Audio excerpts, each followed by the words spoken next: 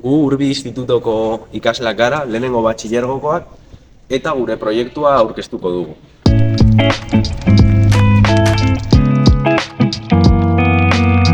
Hainbat urte zehar, gure institutuan hainbat proiektu enkargatu dira gure plantazioak eta gure hortuak nola zaintzen, eta gu proiektu honetan gure helburu nagusia da hemengo zaigu hortu vertikala automatizatzea.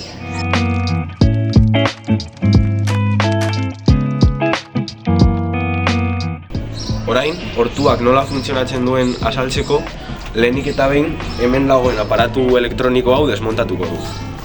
Hau desmontatu bitartean, ikus dezagun nola funtzionatzen duen. Prozesadore batek sensore batzuk irakurriko ditu. Hezetasun sensorea, temperatura eta argi sensorea. Eta sensoreen irakurketa horiek aztertuta, erabakiko du ureztaketa egitea edo ez. Ureztatzeko RL bat aktibatuko du prozesadoreak eta RL honen bidez elektrobalbula bat aktibatuko da.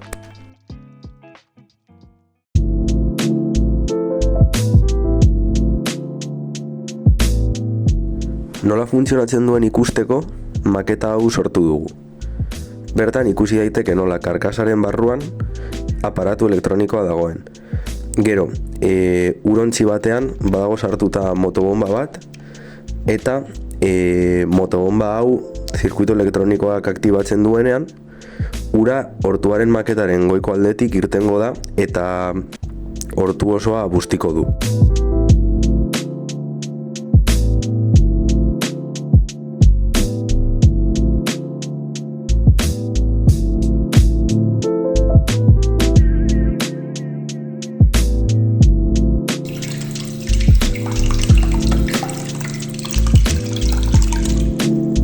Hortuak normalean lana automatikoki egiten du, baina hala ere, menua erabiliz modu manuala aukeratu daiteke.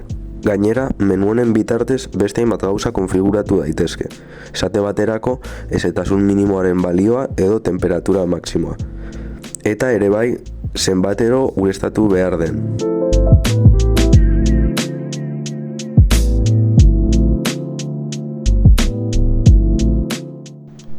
Proiektu aurrera eramateko, hainbat pieza behar izan ditugu hortua eraikitzeko. Hauetako batzuk guk diseinatu behar izan ditugu. Beraz, SketchUp programa erabili dugu hauen planoak iruden egiteko, geroago inpresorarekin gauzatzeko. Egin ditugun piezen artean aurkitu ahal dugu eguzki plakentzako soporteak, tirafondoekin jarri ditugunak, edo karkasa bat zirkuitua babesteko.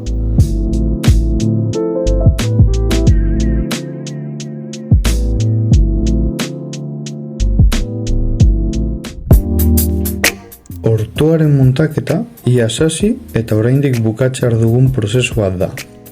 Gure hortua material desberdinez osatua dago behar den moduan funtzionatzeko. Hortuaren goiko aldean urtanga bat dago zeinakura botako duen hortuaren beharren arabera.